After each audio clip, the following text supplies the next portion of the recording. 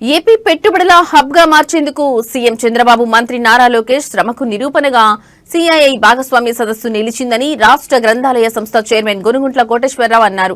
CII భాగస్వామ్య సదస్సు ద్వారా పెట్టుబడుల యుగానికి పునాది పడ్డం మాత్రమే కాకుండా ఏపీను గ్లోబల్ దృష్టిని మళ్లీ కేంద్రీకరించాలని అన్నారు. పెట్టుబడులకు ఏపీని గమ్యస్థానంగా నిలపడంలో చంద్రబాబు మరోసారి తన ప్రావీణ్యాన్ని నిరూపించారన్నారు. రాయలసీమ, కోస్తాంధ్ర, ఉత్తరాంధ్ర 3 ప్రాంతాలకు సమానంగా పెట్టుబడులు వచ్చేలా మంత్రి లోకేష్ ప్రత్యేకంగా కంపెనీలను గైడ్ చేశారని చెప్పారు. ప్రతి రాష్ట్రం ఈజ్ ఆఫ్ డూయింగ్ బిజినెస్ ను అనుసరిస్తుంటే ఆంధ్రప్రదేశ్ అందుకు భిన్నంగా స్పీడ్ ఆఫ్ డూయింగ్ బిజినెస్ ను అనుసరిస్తుండటంతో రాష్ట్రానికి పరిశ్రమలు క్యూ కట్టాయని తెలిపారు. ప్రతి రాష్ట్రం ఈజ్ ఆఫ్ డూయింగ్ బిజినెస్ ను అనుసరిస్తుంటే ఆంధ్రప్రదేశ్ అందుకు భిన్నంగా స్పీడ్ ఆఫ్ డూయింగ్ బిజినెస్ ను అనుసరిస్తుండటంతో రాష్ట్రానికి పరిశ్రమలు క్యూ కట్టాయని తెలిపారు. అందరికీ నమస్కారం.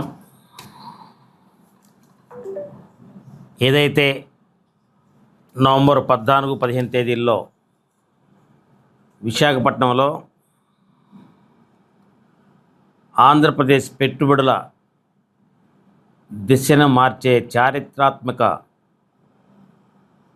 వేదిక విశాఖ సిఐ సమ్మిట్. ఈ యొక్క సమ్మిట్ ద్వారా ఆంధ్రప్రదేశ్ రాష్ట్రంలో కనీవిని ఎరుగని రీతిలో పెట్టుబడులు రావటం నిజంగా భావితరాల అదృష్టం. ఆంధ్రప్రదేశ్ను పెట్టుబడుల హబ్బుగా మార్చేందుకు సీఎం చంద్రబాబు నాయుడు గారు, మంత్రి నారా లోకేష్ గారు ఎంతో వ్యూహాత్మకంగా శ్రమించారో దానికి నిరూపించారు. నిజంగా ఈ వేదిక సిఐఏ వేదిక నిరూపించింది. ఈ సదస్సు ద్వారా పెట్టుబడుల యుగానికి పునాది పడడం మాత్రమే కాదు, ఆంధ్రప్రదేశ్ గ్లోబల్ దృష్టిని మళ్ళీ కేంద్రీకరించబడింది. పెట్టుబడులకు ఏపీని గమ్యస్థానంలో నిలబడటంలో చంద్రబాబు గారు మరోసారి తన ప్రావీణ్యాన్ని నిరూపించారు. రాయలసీమ, కోస్తాంధ్ర, ఉత్తరాంధ్ర 3 ప్రాంతాలను కూడా సమానంగా పెట్టుబడులు వచ్చేలా మంత్రి నారా లోకేష్ గారు ప్రత్యేకమైనటువంటి శ్రద్ధ తీసుకొని కంపెనీలకు గైడ్ చేశారన్న సంగతి మొన్న జరిగిన సదస్సులోనే నిదర్శనమైంది. ప్రతి రాష్ట్రం ఈజీ ఆఫ్ డూయింగ్ బిజినెస్లో అనుసరిస్తుంటే ఆంధ్రప్రదేశ్ అందుకు భిన్నంగా స్పీడ్ ఆఫ్ డూయింగ్ బిజినెస్ను అనుసరించడంలో రాష్ట్రానికి పరిశ్రమలు క్యూ కట్టాయన్న సంగతి మొన్న మనందరం కూడా చూశాం. ప్రతి రంగానికి స్పష్టమైన పాలసీలు రూపకల్పన చేసి సింగిల్ విండో సిస్టమ్ ద్వారా పెట్టుబడులకు అన్ని అనుమతులకు వేగంగా ఇవ్వటం వంటి పరిశ్రమలో ఆకర్షణకు ప్రధానమైనటువంటి కారణాలు. గతంలో ఏదైనా పరిశ్రమలు ఈ రాష్ట్రానికి రావాలంటే జగన్మోహన్ రెడ్డి పరిశ్రమలో మాకేమిస్తారు, మాకు ఏ విధంగా లాభం చేకూరుస్తారని చెప్పి అడిగిన సంఘటనలో వివిధ కంపెనీలు కూడా వాపోవటం, వెనక్కి వెళ్ళిపోవటం కూడా జరిగిన సంగతి మీ అందరూ కూడా నేను గుర్తు చేస్తున్నాను.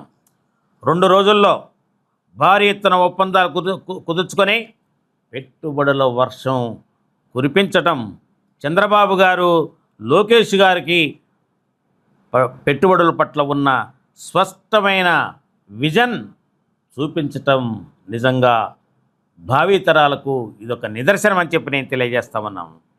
ఈ యొక్క రాష్ట్రంలో మొన్న 2 రోజుల్లో 613 ఒప్పందాల ద్వారా 13,25,715 కోట్ల రూపాయలు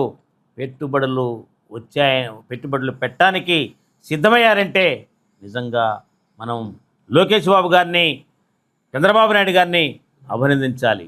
ఈ పెట్టుబడుల ద్వారా దాదాపుగా 16,13,188 ఉద్యోగాలు నిరుద్యోగులకు రావడానికి ఈ యొక్క పెట్టుబడులు ఉపయోగపడతాయని చెప్పి అనడంలో ఎలాంటి సందేహం లేదు.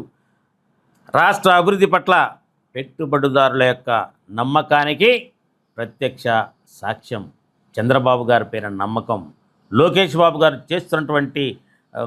చేస్తున్నటువంటి అభివృద్ధికి కూడా ఇది ఒక నమ్మకం అని చెప్పి నేను తెలియజేస్తాను. తండ్రికి మించిన కొడుకుగా లోకేష్ గారి యొక్క ప్రవర్తన, లోకేష్ గారి యొక్క విజన్ చూస్తుంటే కంపెనీదారులందరూ కూడా ఈ లోకేష్ గారి వల్ల మాకు బ్రహ్మాండంగా అభివృద్ధి చేస్తామని చెప్పేసి వారు కూడా హర్షాన్ని వ్యక్తం చేయడం జరిగింది. అంచనాలకు మించిన పరిశ్రమలు ఏపీ వైపు పరుగెత్తి రావటం చంద్రబాబు గారు, లోకేష్ గారి నాయకత్వంలో అభివృద్ధి మళ్ళీ ట్రాక్పై వచ్చిందనడానికి ఇదే నిదర్శనం. సదస్సుకు ఒకరోజు ముందే రాష్ట్రంలో పెట్టుబడుల వరద మొదలైంది. 3,65,304 కోట్ల రూపాయల పెట్టుబడులతోటి 1,26,000